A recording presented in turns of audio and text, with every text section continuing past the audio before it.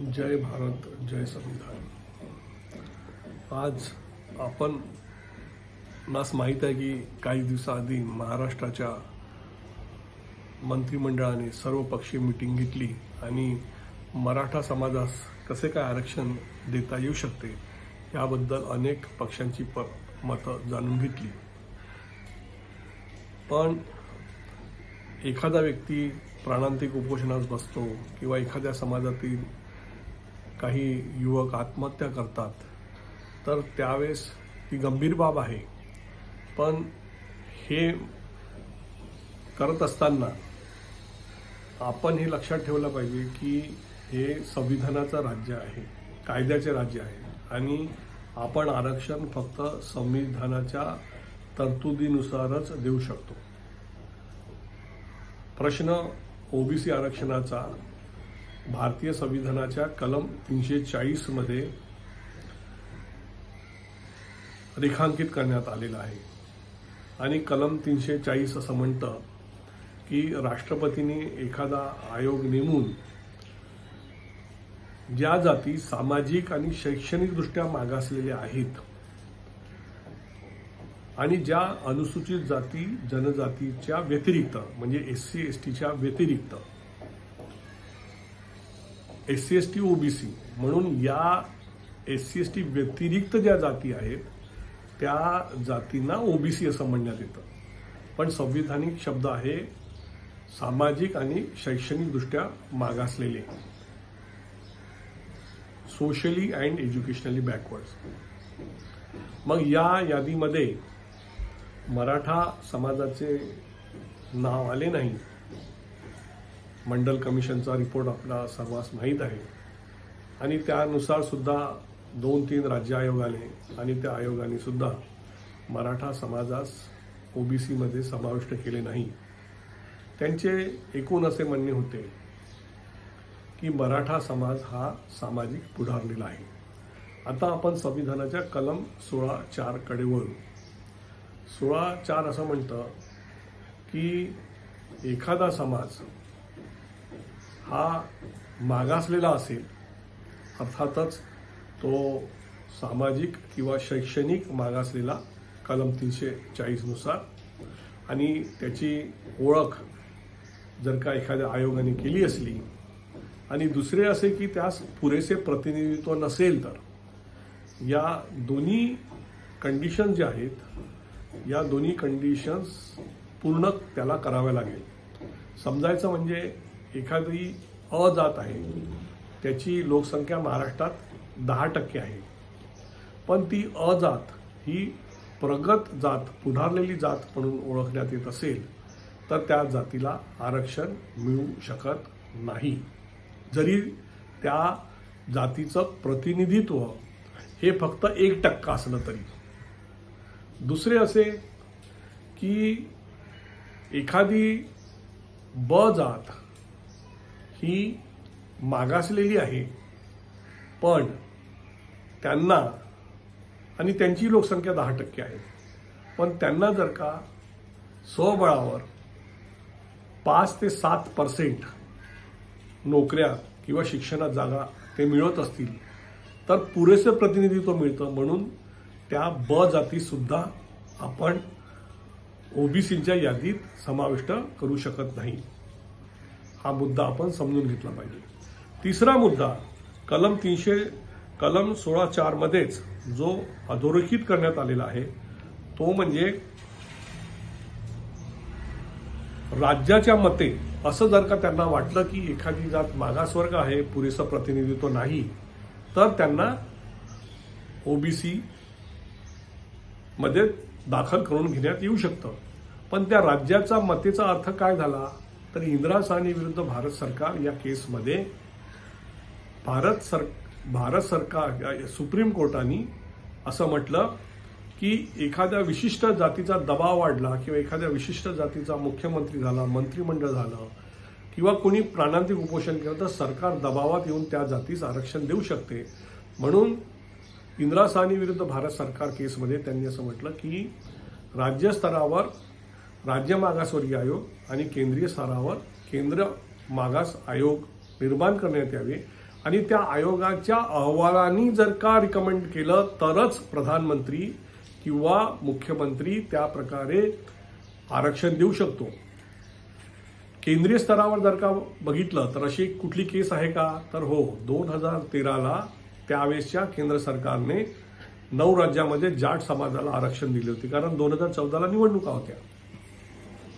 निवडणुका आल्या तर राज्यकर्ती मंडळी ही दबावात येऊन त्या विशिष्ट जातीची मतं घेण्यासाठी आरक्षण देऊ शकते. पण ते टिकतं का, तेही त्या जातीतील लोकांनी समजून घेतलं पाहिजे. आणि आपण जे आंदोलन चालवतो आहे की ते योग्य दिशेने आहे की नाही, संविधानिक दिशेने आहे की नाही, हे जाणून घेतलं पाहिजे.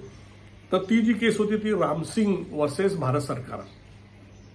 जेव्हा हा मामला सर्वोच्च न्यायालयामध्ये गेला तर सर्वोच्च न्यायालयाने स्पष्टपणे 9 राज्यात असणारे जाठांचे आरक्षण रद्द केले.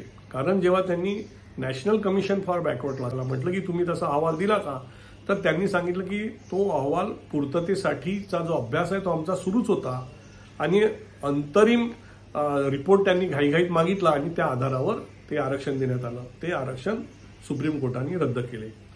हीच गोष्ट आपण जर का बघू 2019च्या आधी जे महाराष्ट्रामध्ये सरकार होतं त्यांनी एसीबीसी ऍक्टद्वारे मराठ्यांना 16%, मग हायकोर्टाने ते 12-13% केलं.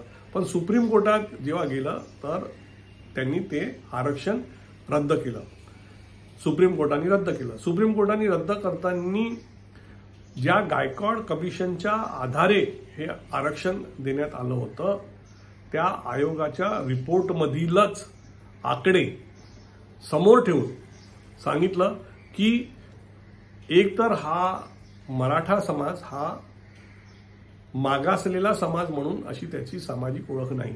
आजही आपण बघा, आपण भारतामध्ये कुठे फिरत असलो आणि एखादा महाराष्ट्रीयन माणसाने जर सांगितलं की मराठा आहे तर त्याच्याकडे सामाजिक मागासलेला म्हणून बघितल्या जात नाही. म्हणजे कंडिशन शर्त एक की ते मागासलेले आहे ही ओळख नाही. दुसरं की त्यांना पुरेसं प्रतिनिधित्व आहे की नाही. तर हा मामला जो सुप्रीम कोर्टासमोर आला तर सुप्रीम कोर्टाने स्वतः गायकवाड कमिशनच्या रिपोर्टच्या द्वारेच मराठ्यांचे लोकसेवा आयोगातील प्रतिनिधित्व काय आहे हा चार्ट बघा, मी आपल्या समोर ठेवत आहो. तर ग्रेड ए मध्ये 33.23, ग्रेड बी मध्ये 29.03, ग्रेड क मध्ये 37 आणि ग्रेड ड मध्ये 36% असं प्रतिनिधित्व आहे असं सांगितलं. म्हणजे मराठा समाजाची लोकसंख्या, मराठा समाजाच्याच लोकांनी म्हटलं की ती 30% आहे. तर 30%च्या वर त्यांना प्रतिनिधित्व मिळतं. IAS नोकऱ्यामध्ये IAS, IPS, IFSचा पण चार्ट मी तुमच्या समोर ठेवत आहोत. तिथे आपण बघा की IAS मध्ये 15.52, IPS मध्ये 27.85 आणि IFS मध्ये 17.97% असं मराठ्यांचं प्रतिनिधित्व आहे. मंत्रालय कॅडरमध्ये बघायला झालं तर ग्रेड अ मध्ये 37.5%, ग्रेड ब मध्ये 52.33%, ग्रेड क मध्ये 52.1% आणि ग्रेड ड मध्ये 55.55%. सुप्रीम कोर्टाने यावर आपलं ओपिनियन देताना म्हटलं की गायकवाड कमिशननी मुळात एक चूक केली होती की त्यांनी दाखवलेलं जे मराठ्यांचं आरक्षण आहे ते एकूण 100 मधून किती टक्के आहेत. आपण एक समजायला हा एक आकडा घेऊया की मंत्रालयीन कॅडर मध्ये 248 पैकी 93 मराठा प्रतिनिधित्व आहे, म्हणजे 37.5%. तर गायकवाड कमिशननी म्हटलं की हे जे आहे यांना 18% आहेत आणि लोकसंख्या 30 आहे, म्हणजे हे पुरेसं प्रतिनिधित्व नाही. तसं पाहिलं तर 18 हेही पुरेसं प्रतिनिधित्व आहे. कारण की इंदिरा साहनीनंतर पुरेसं प्रतिनिधित्वाची परिभाषा बदलली. 52% ओबीसींना 27% आरक्षण मिळालं, म्हणजे जवळजवळ निम्म आरक्षण जरी त्या समाजाला दिलं तरी पुरेसं प्रतिनिधित्व आहे असा इंदिरा साहनीचा निकाल म्हणतो. पण गायकवाड कमिशन हे मी आता दाखवलेले टेबल जर का तुम्ही स्टडी केले तर तुमच्या असं लक्षात येईल की मग जर का 30% लोकसंख्या आहे तर 30% लोकसंख्येच्या दृष्टीने पुरेसं प्रतिनिधित्व म्हणण्यापेक्षा लोकसंख्येपेक्षा अधिक प्रतिनिधित्व या वर्गास मिळतं. हा, मनोज जरांगे जे म्हणतात की हा समाज आर्थिकदृष्ट्या किंवा आम्ही गरीब आहोत हे म्हणणं बिलकुल बरोबर आहे. कारण एखादा समाज काळानुरूप गरीब होऊ शकतो, पण मग तो समाज जर का गरीब झाला तर त्यासाठीची सोय म्हणून भारत सरकारने 10% आर्थिक आधारावरील आरक्षण दिलेले आहे. आता आरक्षण 60% आहे. 50% आरक्षण हे सामाजिक आरक्षण आहे, तर 10% हे आर्थिक आरक्षण आहे.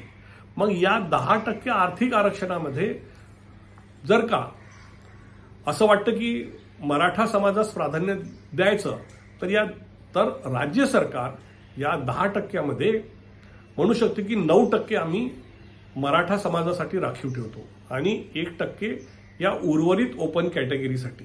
असं करता येतं का? तर असं निश्चित करता येतं.